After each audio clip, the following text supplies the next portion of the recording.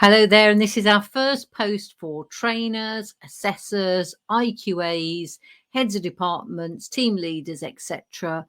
And it's about hints and tips on the good old initial assessment.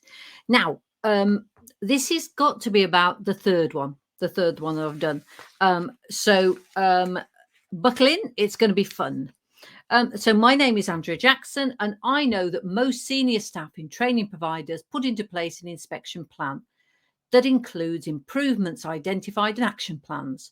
But what if there was an alternative plan that involves sustained action and changes, which gives power to everyone involved in the training to not only be involved, but to own those changes? Haha. Um, Initial assessment. Okay. First of all, why do we complete an initial assessment? Obviously, before any training program sign up, what are we trying to achieve? And what should the learner and the employer be getting from that initial assessment? I have got notes, by the way, because it's as you say, we go into a bit of detail, don't we? And I don't want to forget.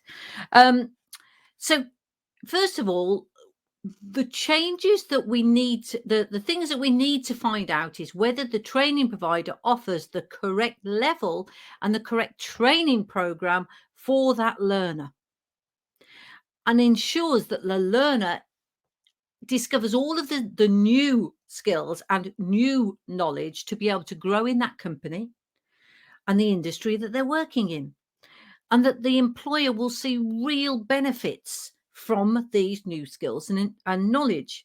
Now, it's unfair for training providers to offer an apprenticeship or traineeship that fits the programs delivered by the training provider rather than the needs of the learner and the employer.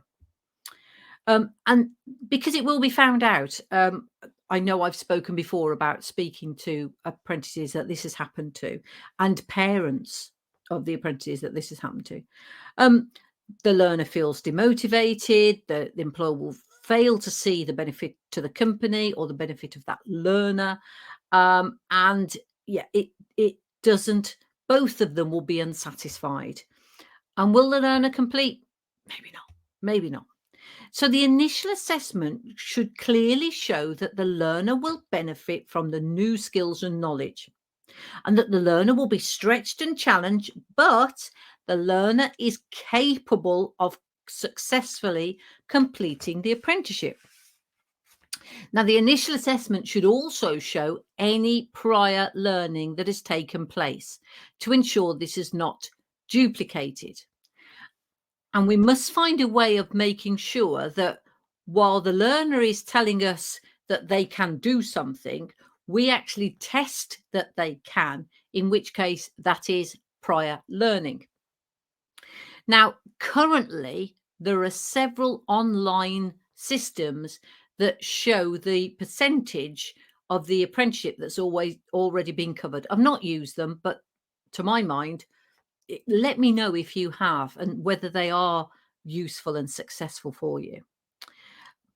Because there's no strict guidelines of how this should be processed, rather than you have to show that the learner is learning new stuff, not old stuff. So the initial assessment also should be the basis, obviously, of the individualized learning plan, taking into account what needs to be covered, when and how. We are in a very strange situation at the moment with things changing all of the time, whether we're allowed in, not allowed in, seeing the learners, not seeing the learners, doing remote training, not doing remote training. We need to be planning this in. When is the best way to do something and how to do it? So are you happy with your initial assessment? Do you think it's a robust start to the apprenticeship program? And as I say, let me know if you use online systems, because I'd be really, really interested to find out how that works. If you think this might be interesting for somebody in your company, let them know, share it. it might have come to you and you don't actually do this, but you know somebody who does. Let them know. That'll be great. If you can like this post and put a comment, especially about the sign up process and whether you think you have got a robust initial assessment, because the one thing that is coming out time and time again with the inspections is that they're not being done. They're not being done successfully enough. They're not being done robustly enough. There's too many learners not on the correct program. That is what's coming out with the inspections.